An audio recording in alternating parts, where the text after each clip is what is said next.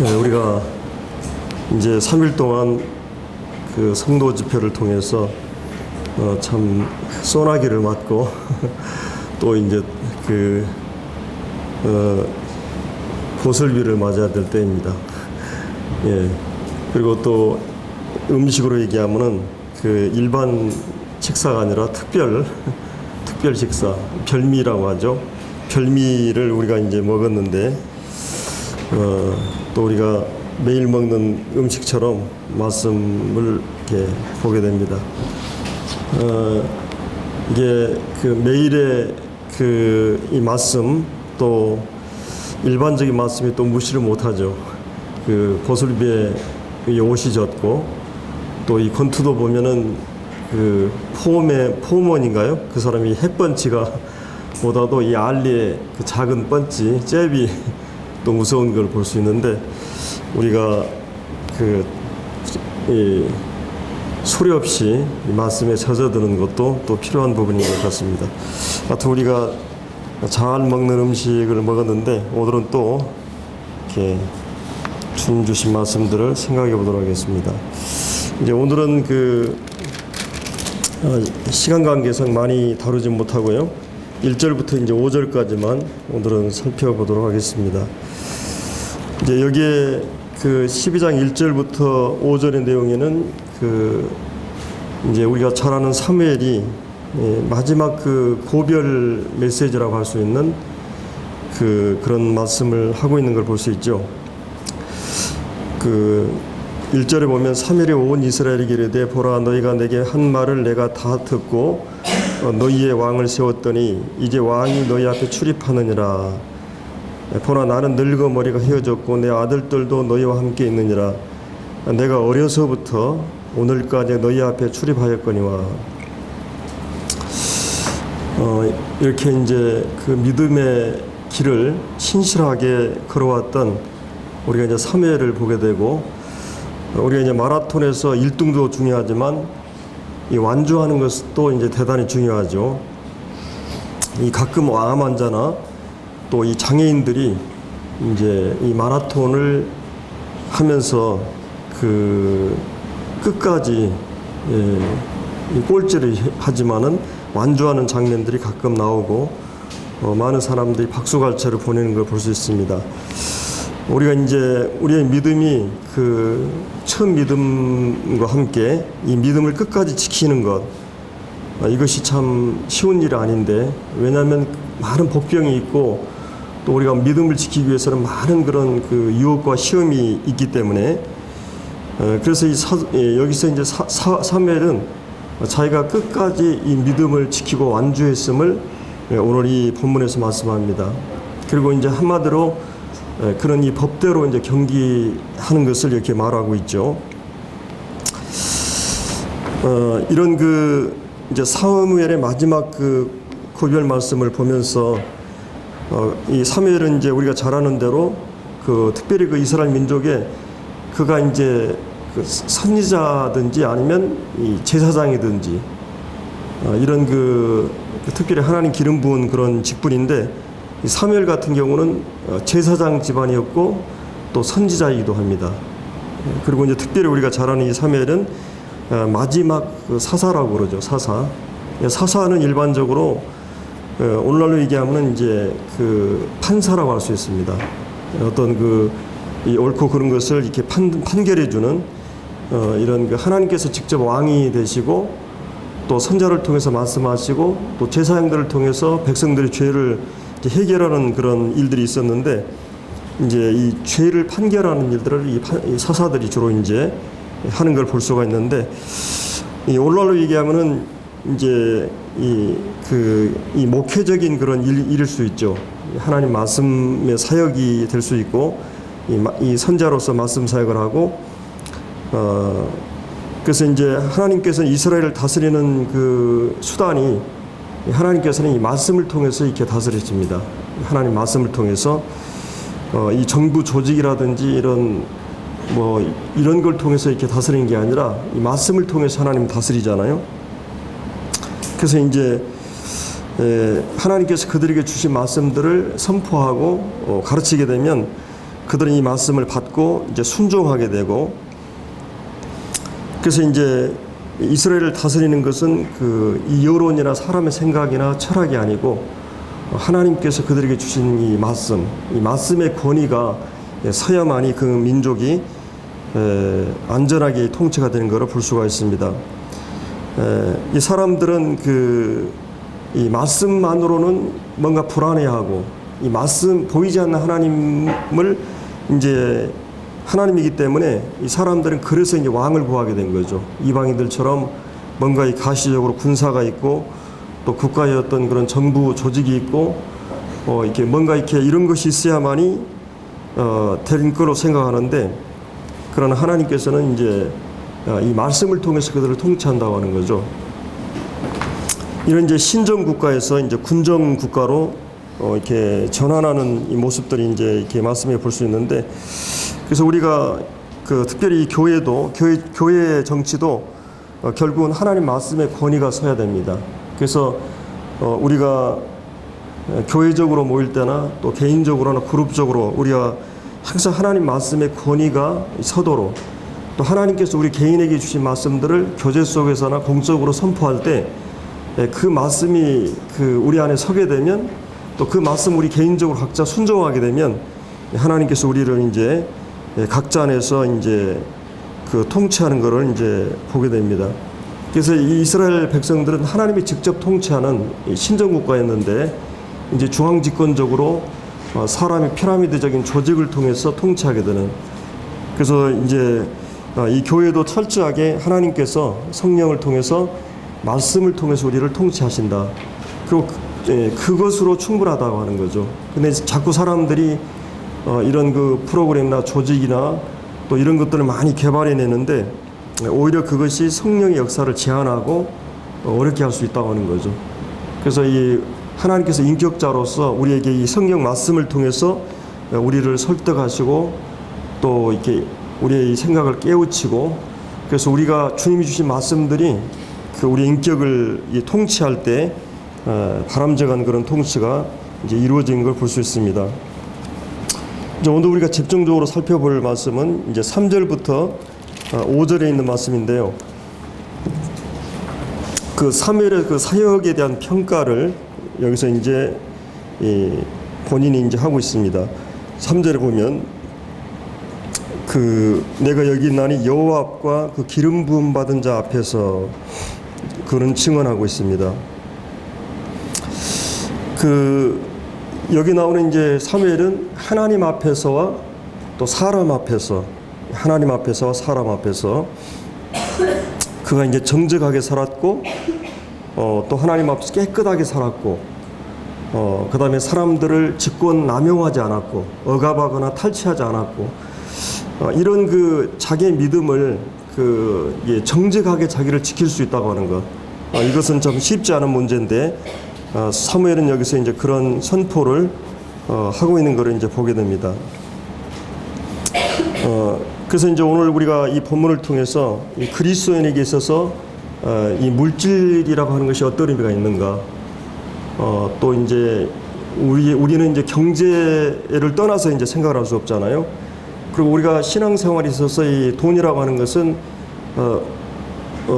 많은 우리에게 죄를 범할 수 있는 그런 유혹을 자극할 수 있는 그런 것도 되고, 또 아니면 하나님 앞에서 우리의 중심이나 신앙과 사랑과 이런 모든 것들을 이제 표현하는 수단이 되기도 합니다. 그래서 우리가 이제 이 돈 관리를 보면 그 사람이 영적인 사람인가 아닌가를 알 수가 있어요. 우리가 이제 돈을 어떻게 버느냐, 이것도 성경에서 자세히 얘기해주고 있고, 또 우리가 돈을 어떻게 쓰느냐, 이것이 이제 그 사람이 신령하다, 영적인 사람이다 아닌 것을 금방 알 수가 있게 됩니다. 그래서 이제 우리가 이제 이 말씀을 통해서 특별히 이제 우리가 살고 있는 이 시대는 이 만몬 시대라고 그러죠. 이 돈을 숭배하고 돈을 우상시하고 이 황금 만능주의, 돈이 모든 것을 해결해 준다고 하는 생각, 또 배금주의, 돈을 숭배하는 이런 시대가 바로 우리가 살고 있는 시대이기도 합니다. 그리고 이제 정치적으로도 가장 핵심이 이제 경제 문제잖아요. 그래서 이제 사실은 이 사람들은 이 돈 자체보다는 이 돈이 가져오는 혜택, 또 우리가 원하는 모든 것을 할 수 있다고 하는 수단이기 때문에 돈을 이제 좋아하게 되죠.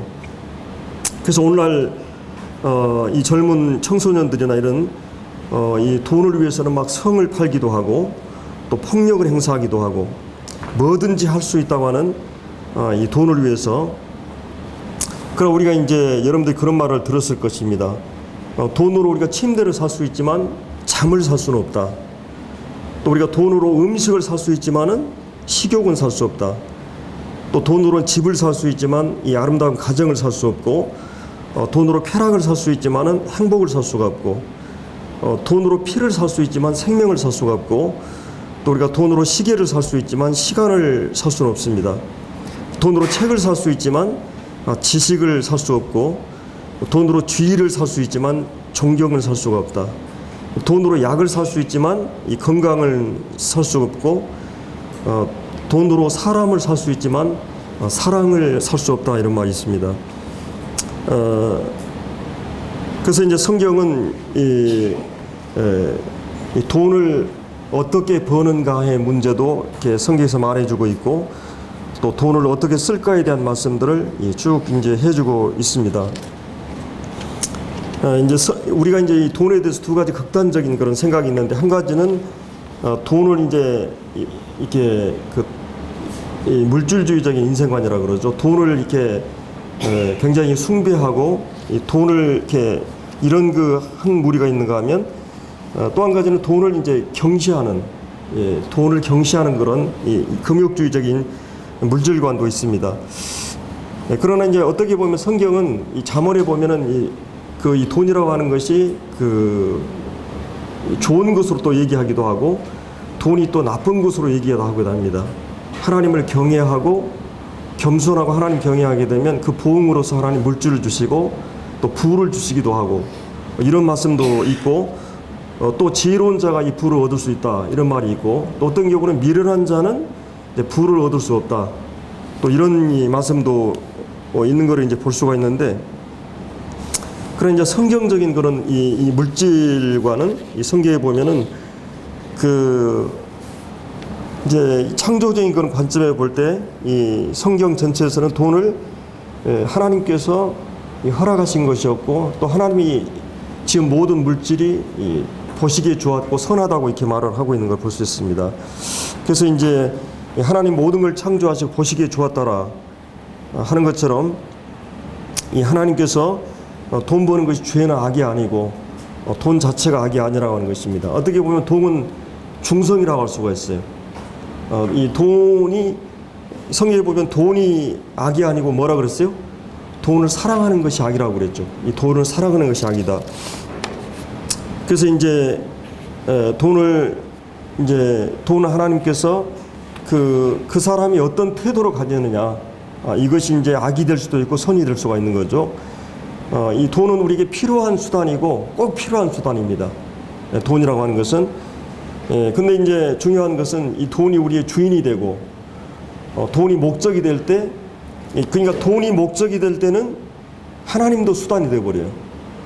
하나님이 우리의 삶의 목적이 돼야 되는데, 가장 중심 목적이, 중심 가치가 돼야 되는데, 바로 하나님이 우리의 삶의 중심이 되지 않고, 우리가 이제 다윗의 시편을 봤지만은, 하나님이 우리의 모든 것에 영광을 돌리고 이런 하나님 목적이 되고, 그럴 때 이 모든 것은 하나의 수단이 될 수 있는 거죠.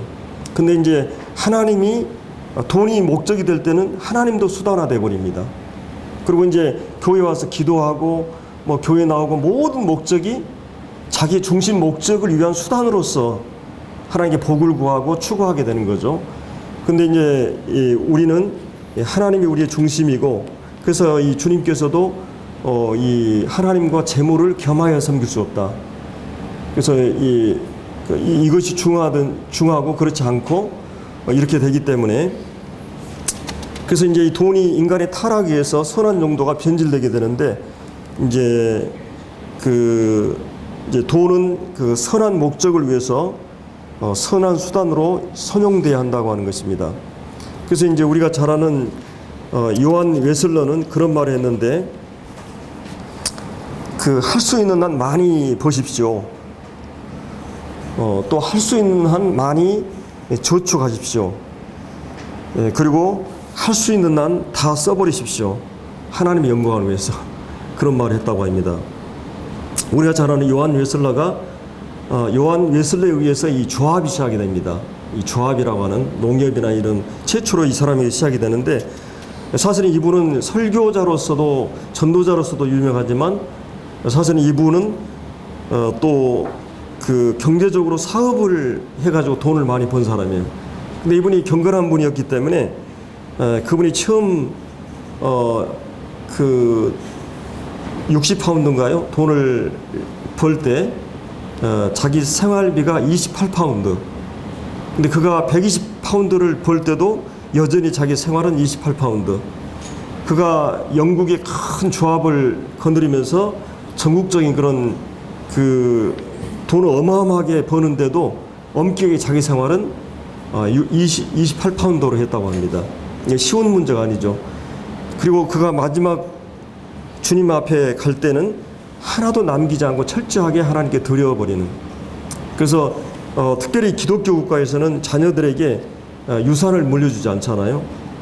유산을 의지하면 아이들을 병들게 만들기 때문에 교육이나 결혼까지는 우리가 최선을 다해서 할 수 있지만은, 그러나 유산은 이 기독교 국가에서는 대부분이 이렇게 하나님께 드리고 이제 가게 됩니다. 그래서 이 서양이나 유럽 같은 데는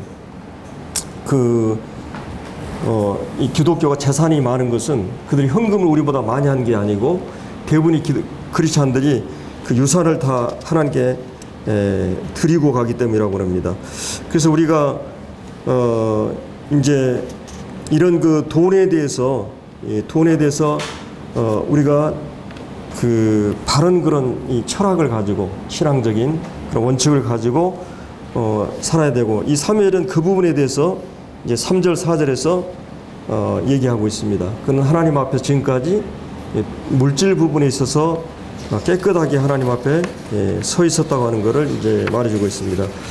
자, 우리가 이제 이 부분을 보면서 이 본문에 대해서 우리가 신약 성경에서 잘 말해주고 있기 때문에 한번 디모데 전서를 이렇게 보겠습니다. 디모데 전서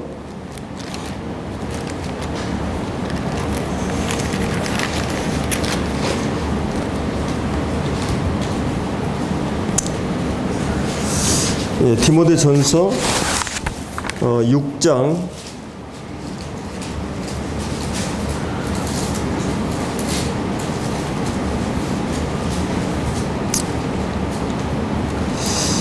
7절부터 보겠습니다. 우리가 세상에 아무것도 가지고 온 것이 없음에 또한 아무것도 가지고 가지 못하리니 우리가 먹을 것과 입을 것이 있은즉 족한 줄로 알 것이니라. 부활이 하는 자들은 시험과 올무와 여러 가지 어리석고 해로운 욕심에 떨어져나니 곧 사람으로 파멸과 멸망에 빠지게 하는 것이라. 돈을 사랑함이 일만하게 뿌리가 되나니 이것을 탐내는 자들은 미혹을 받아 믿음에 쓰다나 많은 근심으로 자기를 찔러도다. 오직 너 하나님의 사람아 이것들을 피하고 의와 경건과 믿음과 사랑과 인내와 온유를 따르며 믿음의 선한 싸움을 싸우라. 영생을 취하라. 이를 위하여 내가 부르심을 받았고 많은 증인 앞에서 선한 증언을 하였도다. 만물을 살게 하신 하나님 앞과 본디오 빌라도를 향하여 선한 증언하신 그리스도 예수 앞에서 내가 너를 명하노니 우리 주 예수 그리스도께서 나타나실 때까지 흠도 없고 책망할 것 받을 것도 없이 이 명령을 지키라. 이제 사도 바울이 그 여기 이제 11절에 나오는 오직 너 하나님의 사람아, 특별히 이제 그 신약으로 얘기하면 지역 교회를 이렇게 목회를 하고 있는 이 디모데에게, 또 넓은 의미에서는 모든 성도들에게, 하나님의 사람들에게 얘기하고 있는 것이죠. 이게 이제 구약의 선지자들도 다 사무엘처럼 이 하나님의 백성들, 이 국가를 인도하는 선자로서 또 사사로서 그렇게 이제 청렴결백하게 정직하게 자기를 지키고 살아왔을 수 있었던 것은 그가 하나님 앞에서 무엇보다도 오늘 이 바울이 디모데에게 권면한 것처럼 이런 그 권면을 잘 지켰기 때문이죠.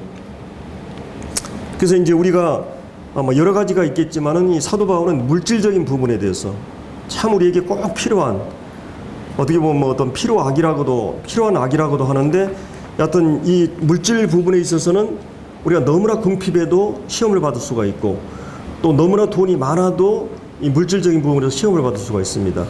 그래서 이 돈 문제에 대해서 우리가 하나님 앞에서 분명한 입장을 갖지 않으면 우리가 하나님께 이 쓰임 받는 데 있어서 중간에 변질이 올 수도 있고 타락이 올 수도 있고, 또 이 돈에 대한 유혹이 또 우리에게 강력하다고 하는 것이, 어떤 분이 이제 이 카네기를 여러분이 잘 아실 거예요. 이 철강 이 황제였던 그런 미국의 이 카네기가 그의 조카들이 이제 미국 한 다른 도시로 이렇게 유학을 갔는데, 그 형수가 계속 조카들한테 편지를 쓰는데 이 조카들이 답장을 안 하는 거예요.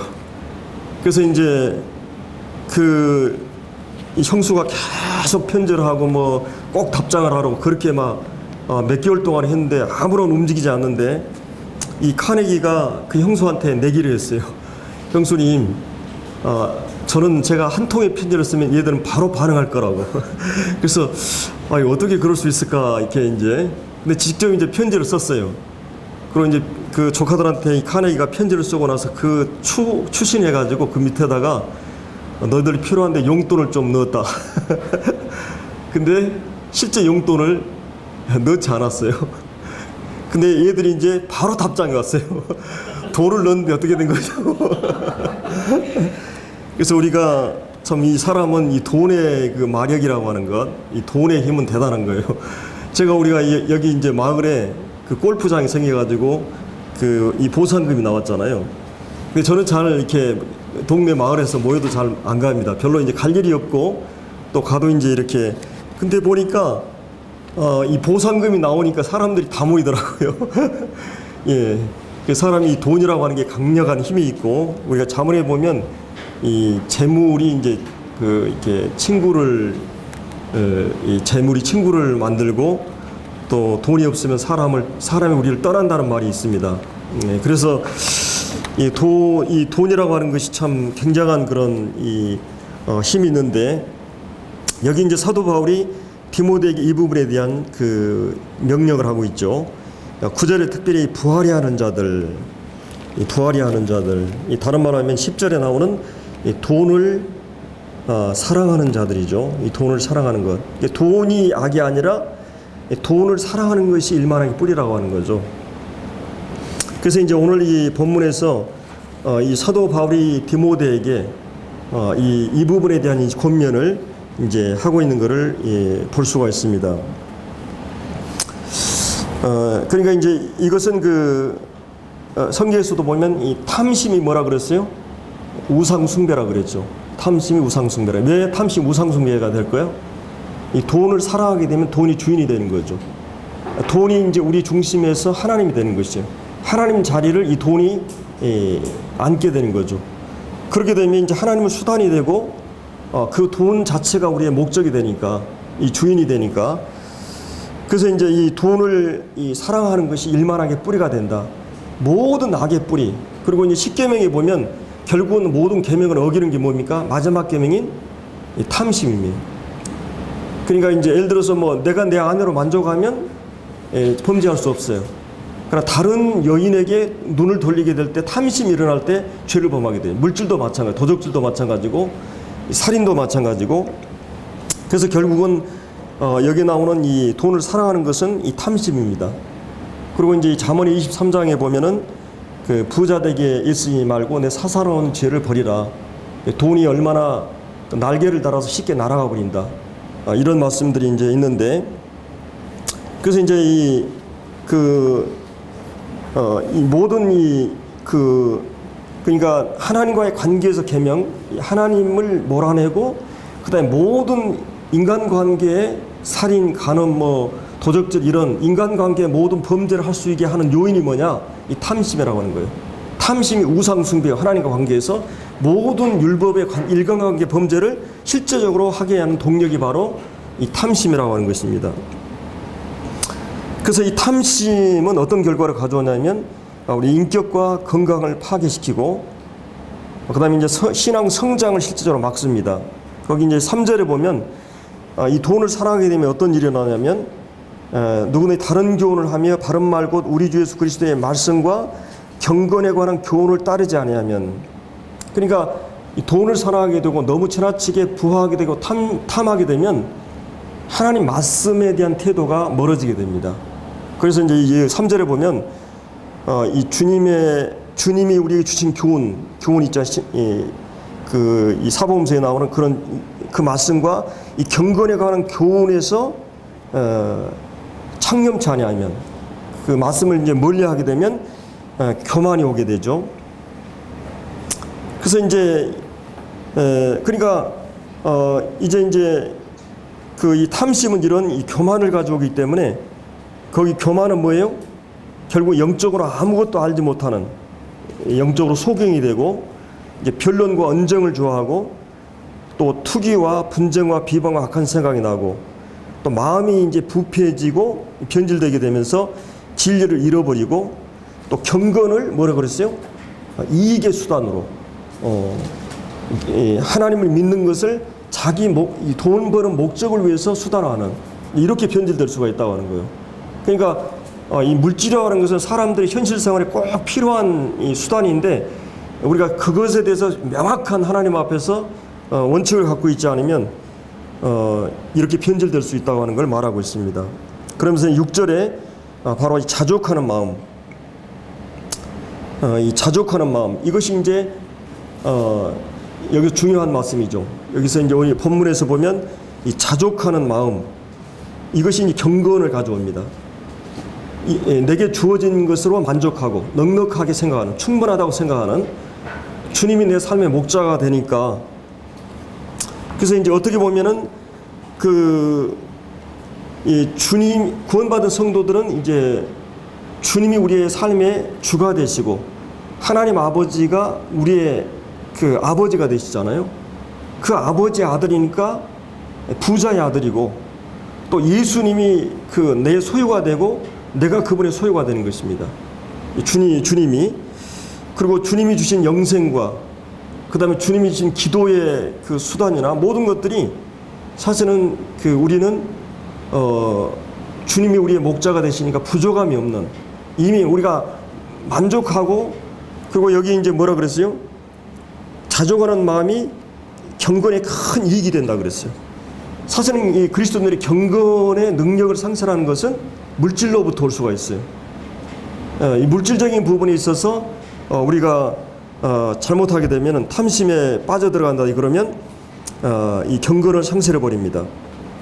그래서 우리가 7절에 있는 대로 우리가 세상에 아무것도 가지고 온 것이 없고 또 아무것도 가지고 가지 못하잖아요. 이 공술의 공수가라 그러죠. 빈손으로 왔다가 빈손으로 가게 되고, 우리가 하나님 앞에 빈손으로 설 때가 태어날 때 하고 주님 앞에 구원받기 전에, 그리고 주님 죽음 앞에 설 때 우리는 빈손으로 두 손 들고 주님 앞에 나오게 되는데, 우리가 잘 아는 욥도 우리가 적신으로 나왔고 또 적신으로 간다는 말을 했죠. 우리가 빈손으로 왔다 빈손으로 간다. 자, 우리가 하나님 앞에서 아무것도 가지고 온 것이 없었어요. 하나님이 우리에게 생명을 주셨고 하나님께 시간을 주시고 건강을 주시고 재능과 은사를 주셔가지고 이 돈 벌 수 있는 경제 능력을 주셔가지고 하나님의 모든 자원으로 활용해가지고 우리는 또 이제 돈을 벌게 돼요. 근데 이 모든 것을 허락하신 하나님을 기억하는 게 중요해요. 그렇죠? 하나님을, 여기 이제 6장 거기 이제 17절에 그런 말씀 있죠. 내가 이 세대의 부한 자들을 명하여 마음을 높이지 말고 이 정함이 없는 재물에 소망을 두지 말고. 자, 우리가 이제 중요한 것은 재물에 대해서 한 가지는 사랑하지 말라 그러죠. 재물을 이 주님보다 재물을 사랑하지 말라. 돈을 사랑하는 게 일만하게 뿌리다. 돈을 사랑하지 말라 그랬어요. 그 다음에 돈을 의지하지 말라 그랬어요. 이 돈을 하나님을 의지해야 됩니다. 하나님 믿어야 되죠. 그 다음에 여기 이제 17절에 뭐라 그랬어요? 정함이 없는 재물에 소망을 두지 말라. 소망을 두지 말라. 이 세 가지 분명한 말씀이 있고, 그러면서 오직 우리에게 모든 것을 후히 주시고 또 그 다음에 그 주신 것을 우리가 누리게 하시는, 그러니까 하나님이 우리에게 재물을 얻을 능력을 주시고 또 누리게 하는 것도 하나님의 은혜예요. 여러분, 누리는 걸 너무 또 괴로워할 필요는 없어요. 하나님 우리에게 그런 자유를 주셨어요. 돈 벌 능력을 주셨어요. 그래서 이 신명기 그 말씀에 보면 우리가 이 돈을 어디에 쓰느냐 하는 걸 세 가지로 요약을 해요. 하나는 이제 하나님께 11조를 드려라. 그리고 또 한 가지는 너와 가족을 위해서 경제 활동을 위해서 써라. 그리고 또 한 가지는 구제를 위해서, 이웃을 위해서 써라. 하나님을 위해서, 너 자신과 가족을 위해서, 그 다음에 이웃을 위해서 구제하라. 그래서 특별히 유대인들은 하나님 앞에 11조를 이 제사장들을 위해서 하나님께 드리고 그 다음에 이 구제, 또 11조로 구제를 드립니다. 이게 유대인들의 생활화되어 있다고 그러죠. 그래서 여기 이제 중요한 것은 뭐예요? 우리에게 모든 것을 주시고, 우리가 영육간에 모든 것을 주신 누리게 하신 하나님께 소망을 도라는 거죠. 하나님을 믿고 하나님을 사랑하고 신뢰하고, 그리고 이제 선을 행하고 선한 사업에 부하고 많이 하고, 나누어 주기를 좋아하고 너그러져라. 이것이 장래의 자기를 위하여 좋은 터를 쌓아 참된 생명을 취하는 것이니라. 그래서 이제 이 사도 바울이 항상 종말론적인 그런 교훈을 하고 있죠. 마지막 심판 앞에서 반드시 설 것을 기억하라는 것이요. 이 사무엘이 마지막 그가 고별 메시지를 하면서 마지막 하나님 앞에 섰을 마지막 그때 뭐라고 그래요? 사도 바울도 디모데후 4장에 보면은 내가 이 마지막으로 믿음의 선한 싸움을 싸우고 믿음을 지켰다. 이 선한 싸움을 싸웠다 이런 표현을 합니다. 그리고 여기서도 아까 우리가 이 믿음의 선한 싸움을 12절부터 쭉 얘기하면서 그 13절에 만물을 살게 하신 하나님, 이 모든 생명과 만물을 살게 하신 하나님, 또 본디오 빌라도를 향해 선한 증을 하심, 십자가 앞에서 그리스도 예수 앞에 내가 너를 명한다. 우리 주 예수 그리스도에게 나타나실 때까지 흠없고 책망할 것이 없이 이 명령을 지키라. 우리가 이제 종말론적인 이 생각을 가져야 되죠. 거기 이제 19절에도 그런 말씀이 있죠. 이것이 장래 자기를 위해 좋은 터를 쌓는 것이다. 항상 우리는 마지막 하나님 앞에서 우리가 삶이 결산된다고 하는 걸 생각하면서 이 물질에 대한 태도를 가져야 된다는 거죠. 사무엘은 그래서 그가 이 돈에 대해서 깨끗했던 걸 볼 수 있습니다. 이 돈 부분에 있어서. 그래서 우리가 이제 여기 자족하는, 그래서 중요한 게 뭐예요? 8절에 먹을 것과 입을 것이 있은즉 족한 줄 알라. 저희 이제 이 부부가 이 사역을 시작할 때 여보 우리는 절대로 사랑의 비두에는 빚지지 맙시다. 빚을 지지 맙시다. 이거를 위해 기도했고 많이 노력을 해왔어요. 그래서 우리가 구원받고 나서도 또 주님 사역을 한 지 25년 되도록 빚지지 않는 원칙을 지금까지 지켜왔습니다. 그리고 우리가 될 수 있는 대로 이제 뭐 아주 급하게 뭐 이렇게 10,000원이나 50,000원이나 뭐 이렇게, 또 우리 문영대 가까우니까 이제 급하게 그런 거는 있었어요. 근데 우리가 주님이 허락하지 않으면 굶고, 또 주님이 허락하지만 돈을 빌리지 않는, 그리고 우리가 할 수 있는 한 일할 수 있는 한 일을 하고, 그렇게 해서 우리가 지금까지 빚을 지지 않는 원칙을 가지고 살아왔습니다. 근데 주님께서 아이들의 대학 다닐 때도 굉장히 좀 버겁지만은 주님이 지금까지 빚지지 않도록 지금까지 살도록 이렇게 하셨습니다. 그래서 이제 이런 사도 바울이 여기서 이 두 가지 크게 이 본문을 두 가지로 요약하면 이 자족하는 삶의 원리와 그 다음에 자선하는 삶의 원리. 그리스도인은 하나님께서 우리에게 주신 것을 잘 검소하게 관리하고 이것을 이제 이 부를 관리하는 부분에 있어서 이 부분에 대한 얘기를 하고, 그 다음에 하나님 우리에게 주신 것들을 가지고 나누는 부분에 대한 얘기를 이렇게 쭉 본문에서 하고 있습니다. 그래서 이 8절에 나오는 먹을 것과 입을 것. 그러니까 우리가 이제 너무나 이렇게 복잡한 시대에 많은 편리를 누리는 시대에 살다 보니까, 그러다 보니까 너무 또 이 몸이 고달프잖아요. 유지해야 되니까 이런 것들을. 근데 이제 이 사도 바울은 우리가 기본적인 것, 그리스도인들은 그래서 최소한 이 간소하게 사는 게 좋은 것 같아요. 우리 그리스도인이 나그네잖아요. 근데 예를 들어서 뭐 어떤 형제님이 미국으로 가려고 그러는데 남미 쪽에 갈 때는 이 재산이나 이런 걸 불리지 않나 그래요. 아주 간소하게 하고 자기가 살 곳에 가서 이제 장만하게 되는 거죠. 그래서 우리가 주님의 나라에 가서 살아야 되는데 이 땅을 살아가는 동안에는 이 최소한의 삶의 필요, 외에는 또 이제 하나님께서는 어떤 경우는 하나님께 재물을 얻은 능력을 주셔요. 기독교는 어떤 그런 평준화나 그냥 모든 사람의 능력을 똑같이 하는 것이 아니에요. 하나님 분명히 수월성이 있어요. 분명히 탁월한 능력을 하나님 주셔요. 돈을 벌려고 해서 번 게 아니잖아요. 그런 능력을, 은사나 재능을 주셔야만이 돈을 벌 수 있어요. 그런 사람들에게는 또 그만큼의 그릇으로서 어떤 일을 맡기게 돼 있어요. 그래서 그 사람들이 신앙과 인격의 그릇이 돼야 되고, 그런 걸 통해서 하나님이 그 부를, 이제 우리 예를 들어서 뭐 전국 모임에서도 좀 더 여유 있고 부유한 형제들 있잖아요. 그런 형제들 중에서 두 종류가 있죠. 그런 부를 잘 이렇게 나누는 형제들이 있어요. 그런 경우는 주님 앞에 갔을 때 이게 주님 앞에 그런 달란트나 사역을 잘 감당하는 사람들이죠.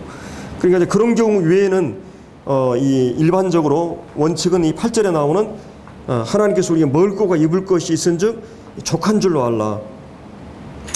부활이 하는 사람들은 어떻게 돼요? 이제 9절을 보면은 우리가 이제 아까 이 3절 4절에서 말한 대로 이 돈은 영적인 눈을 멀게 해요. 그리고 이제 우리의 마음이 하나님이 보이지 않게 될 때, 말씀이 안 보이면 하나님이 이제 말씀만이 하나님의 음성을 듣게 하고 하나님 명료하게 보이게 하잖아요. 근데 말씀이 이제 멀어지게 되면 하나님이 멀어지게 되는 것이요. 그러다 보면 이제 마음이 교만하게 되고, 그래서 이제 자기 마음이 이 교만하게 되면 내가 스스로 나를 어떻게 할 수 없어요. 이 교만이 오면 그래서 말씀을 떠나게 될 때 이제 교만을 잃어버리고, 하나님이 가장 중요하게 보는 건 겸손이에요. 아까 우리 시편에서도 하나님을 통회하는 마음, 상한 마음을 하나님 기뻐하신다 그랬어요. 가까이 하신다 그랬어요. 이 상한 마음은 이 깨어진 마음이에요. 내가 얼마나 연약한 걸 아는 사람이에요.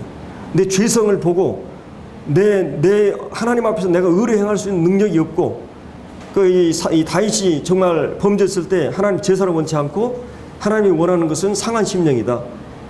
그래서 정말 하나님 앞에서 자신을 봤을 때 얼마나 자기의 모든 것이 드러났을 때, 자기의 실상이 드러났을 때 얼마나 그 추하고 비열하고 악한 나를 봤을 때 하나님의 은혜가 아니고는, 하나님의 도우심이 없이는 설 수 없는 자이구나 걸 알 때 심령이 가난과 함께 애통이 일어나게 돼요. 정말 탄식하게 되고, 나 때문에 좌절하게 되고 실망하게 되고, 그럴 때 하나님을 의지하게 되고 하나님 은혜를 구하게 되는 거죠. 그래서 하나님은 그런 자기의 실상을 보는 사람, 통회하는 마음이 상한 자에게 가까이 하시고 그에게 은혜를 베푸셔요. 근데 사실은 사람이 마음이 교만하게 되면 하나님 필요로 하지 않는다는 말이잖아요. 사실은 기도라고 하는 것은 내가 어떤 걸 얻는 수단도 되지만은 하나님 정말 도와주셔야만 되겠습니다. 하나님 아니면 안 되겠습니다. 그래서 우리 인생의 과정에서도 하나님께 그런 것들을 허락하시요. 우리가 이렇게 뭐 어떤 형제가 일이 안 풀리고 어렵게 될 때 우리는 생각하기를 뭔가 잘못했기 때문에 이런 쪽에 생각을 하는데, 저도 이게 교회가 막 어렵게 됐을 때 참 힘들었어요. 근데 시간이 지나면서 하나님의 은혜라는 생각을 했어요. 우리가 얼마나 우리가 비열하고 간사하고 우리 인간이 조금만 뭐 안정이 되고 이러면 쉽게 우리는 나도 모르는 사이에 이런 것이 막 들어와버려요. 그렇기 때문에 주님께서 이런 공고한 날, 그리고 이런 내가 하나님 앞에서 정말 깨어지고 부서진 그날이 왔을 때 우리 마음이 정말 이 겸손한 영성이 될 때 하나님 신령한 모든 복을 우리가 담을 수가 있습니다. 그래서 이 9절에 나오는 이제 이 3, 4절에 나왔던 이 돈이, 물질이 우리의 중심의 탐심으로 돈을 사랑하게 되고 부하게 하려고 하는 이런 마음들이 이 말씀을 막아버리게 된다고 하는 거예요. 그래서 거기서 교만이 오게 되고, 이 교만이 오게 되니까 언쟁과 말 잔치가 막 일어나게 돼 있어요. 그리고 이제 마음이 부패해서 이제 이 경건을 이계제로로 생각하는 마음이 일어나고요. 그리고 이제 9절에 보면은 이 돈을 사랑하거나 이렇게 되면 시험과 올무와 올무에 빠진다는 말이 있습니다. 시험과 올무에 빠는. 그러니까 이제 우리가 이 덫에 걸리게 되는 이 마귀의 우리가 이제 시험을 막을 수는 없어요. 이 그리스도인들은 계속 시험이 오잖아요. 이 새가 우리 머리를 나는 것을 막을 수 없어요.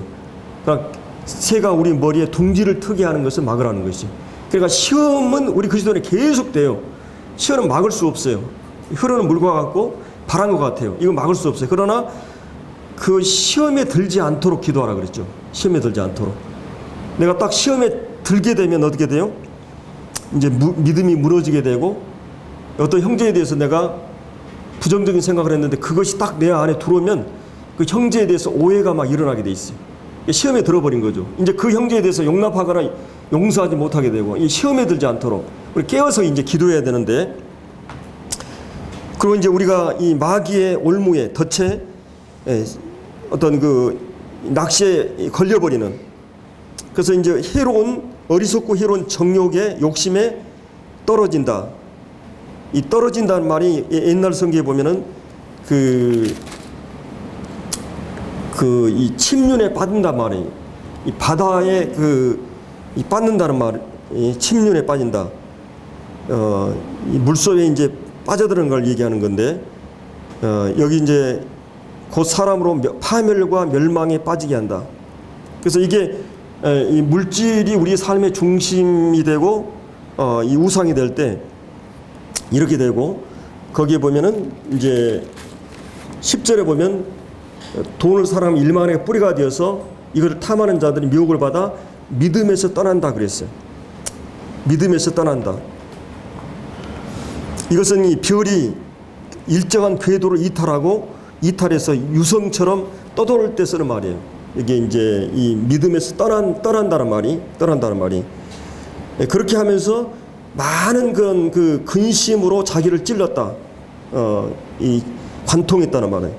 이 쇠고창이나 이 갈고리, 쇠갈고리가 낚시고기가 자기를 꿰맸을 때 쓰는 말입니다. 그래서 이제 이런 이 돈을 사랑하는 것, 또 이 부하려고 하는 그런 마음들이 이제 이런 시험과 올무에 걸리게 되고, 그 다음에 이제 이 멸망에 침몰되게 되고, 믿음에서 우리를 떠나게 하고, 모든 악의 뿌리가 되게 되고, 또 자기가 근심으로 자기를 찌르게 되는, 이것이 이제 돈을 사랑하는 자들에게 오는 것입니다. 그래서 이런 이 부하려고 하는 자들이 이 물질에 대한 분명한 이런 태도를 갖지 않으면 안 됩니다. 그래서 이 부가 순간적인 허무한 것인 것을 말해주고 있죠. 아까 우리 이제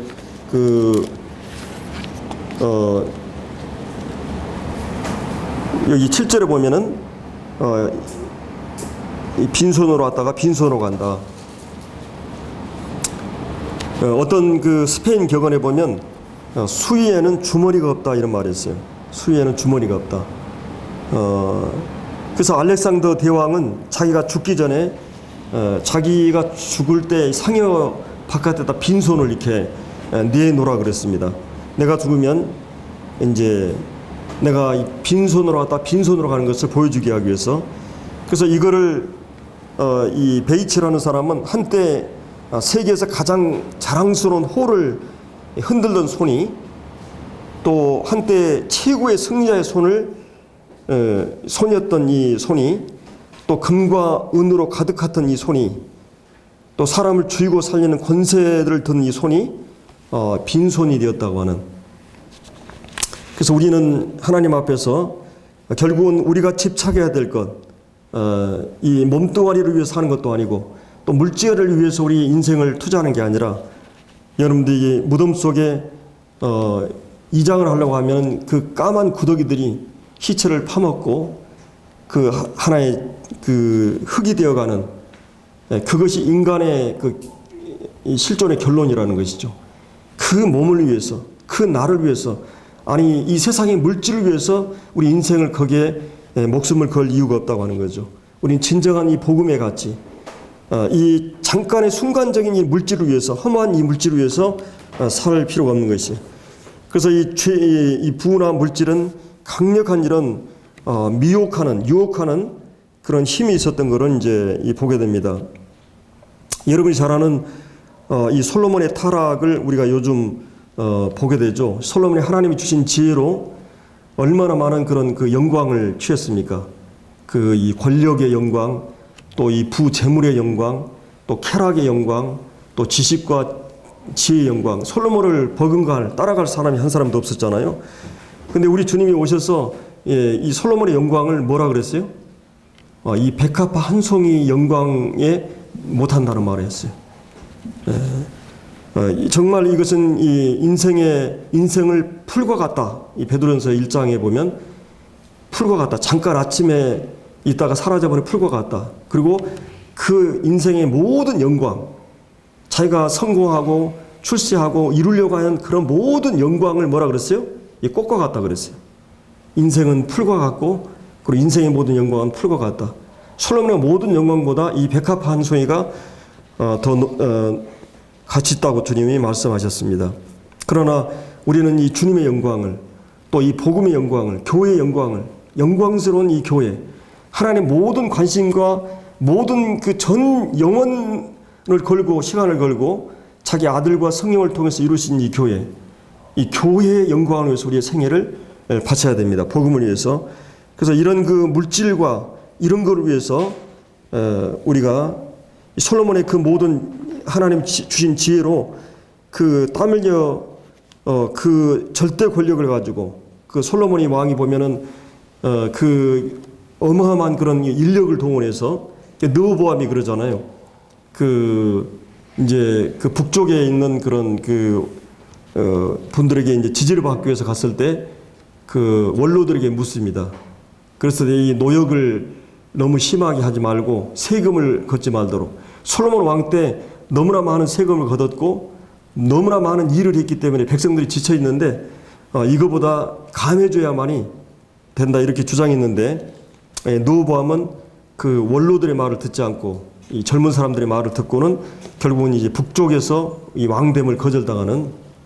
그래서 솔로몬이 평생 동안 그 많은 이 부를 통해서 그에게 하나님이 주신 이 모든 것들이 오히려 어떻게 됩니까? 사람은 별 수가 없어요. 하나님께서 우리 신앙을 끝까지 지키기 위해서는 하나님에게 믿음을 지킬 수 있는 선에서 하나님 허락하도록 기도해야 돼요. 그렇지 않으면 우리는 절대 우리 자신을 지킬 수가 없어요. 솔로몬 같은 그런 위대한 그런 그 잠언서를 보거나 그 얼마나 잠언 1장부터 7장까지 여성에 대한 이방 계집에 대한 그것이 얼마나 명예와 모든 걸 다 망가지게 하기 때문에 조심하라고 그런 원칙과 철학을 갖고 있는 솔로몬이 하나님을 경외하는 게 모든 것이 중심이라고 하는 그 솔로몬이 그의 후년에 어떻게 됐습니까? 그가 가진 부나 영광을 가지고 타락해버립니다. 그 우상숭배에 빠져버리고 이 도덕적으로 타락을 하게 됩니다. 이런 거를 보면서 우리가 이 물질적인 부분에 있어서 우리는 강력한 유혹을 받고 있다고 하는 것이요. 그리고 이제 바로 이 믿음을 파괴시키는, 믿음에서 떠나게 하는 이 반신앙적인 이 물질이라고 하는 것이 그리고 이제 결국은 이 물질이 우리를 멸망시키는 그런 일들을 우리가 보면서 정말 이 물질에서 자유롭기 위해서는 어떻게 해야 되겠어요? 분명히 하나님께서 여기 말씀하신 대로 이 물질에서 자유롭기 위해서는 하나님 앞에서 이것을 잘 활용할 수 있는 능력이 필요해요.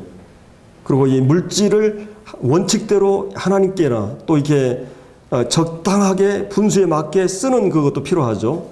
그래서 이런 것들에서 또 다른 사람 이웃을 구제하는 일들을 쓸 때 진정한 돈의 노예에서부터 자유로울 수가 있어요. 돈의 노예에서. 그렇기 때문에 오늘 우리가 이제 이 말씀을 통해서 자족하는 하나님 앞에서 내게 주어진 그리고 하나님 주신 것들을 이렇게 선한 사업에 부하고 선한 일에 힘쓰는 이런 이 삶이 살 때 우리의 주님 앞에 섰을 때 정말 우리가 진정한 가치 있는 것들을 위해서 산 삶이 될 것입니다. 제가 이 재무팔복이라는 그 행복한 부자라는 이 책이 있는데 거기에 팔복이 나와요. 의로운 청지기로 사는 자는 복이 있나니 저희 집에 부요와 재물이 있을 것이요 예산을 생활하는 자는 복이 있나니 죄의 삶에 저희 삶에 여유가 있을 것이요 빚지지 않은 삶을 사는 자에게 복이 있나니 저가 빚으로 근심하지 않을 것이요 모든 일에 죽게 하듯 하는 자는 복이 있나니 저가 유업의 상을 주께 받을 것이요 지혜롭게 소비하는 자는 복이 있나니 그는 가장 화목하고 번영된 삶을 살 것이요 저축으로 미래를 준비하는 자는 복이 있나니 저는 불황 속에 어려움을 겪지 않을 것이요 분산 투자를 하는 자는 복이 있나니 저희 위험에 처했을 때 공경에 처하지 않을 것이요 사랑으로 베푸는 자는 복이 있나니 저는 천국 은행 안에 영원한 배당을 받을 것이요 그래서 언젠가는 우리가 가지고 있는 이 화폐가 내가 죽음과 함께 아무런 쓸모없는 화폐가 되어버릴 것입니다. 근데 진정으로 남는 것은 우리가 주님 앞에 드렸던 투자했던 그것이라고 하는 것을 기억하고 이 사무엘이 평생 동안 이렇게 이 물질에 대해서 자유로웠고 청렴했을 수 있었던 것은 오늘 바울이 디모데에게 목회자 디모데에게 했던 우리가 이런 말씀의 원리를 가지고 평생을 살 수 있도록 힘쓰기 바랍니다. 기도하고 마치겠습니다. 아버지 하나님, 참 저희들이 이 살아가는 데 있어서 꼭 필요한 것이 이 물질인데 때로 이것이 우리의 마음을 주님보다 더 사랑하게 하는 그런 탐심과 또 이것을 더 사랑하게 하는 유혹을 우리가 끊임없이 받게 됩니다. 주님, 이러한 저희들의 중심을 참 가장 가치 있는 것이 무엇이고 또 진정으로 이 모든 것을 허락하신 분이 어떤 분이고 또 이 모든 믿음의 대상과 사랑의 대상과 또 우리의 궁극적인 소망의 대상이 주님인 것을 항상 우리가 놓치지 않게 해주시고 또 저희들이 자족하며 또 저희들이 선한 사업에 부하고 우리가 주님 앞에 설날에 부끄러움이 없는 자들로 정말 이 교회 일꾼에게는 책망받을 것이 없어야 된다고 하는 말씀을 기억합니다. 정말 이 사무엘이 그 마지막까지 그가 흠없이 책망받을 것이 없는 자로 설 수 있었던 것처럼 저희들도 이런 부분에 있어서 분명한 그런 이 신앙적인 원칙과 철학을 가지고 주님 앞에 살아갈 수 있도록 저희들을 이끌어 주시옵소서. 주신 교훈들 감사하고 귀하신 예수님의 이름으로 기도드리옵나이다. 아멘.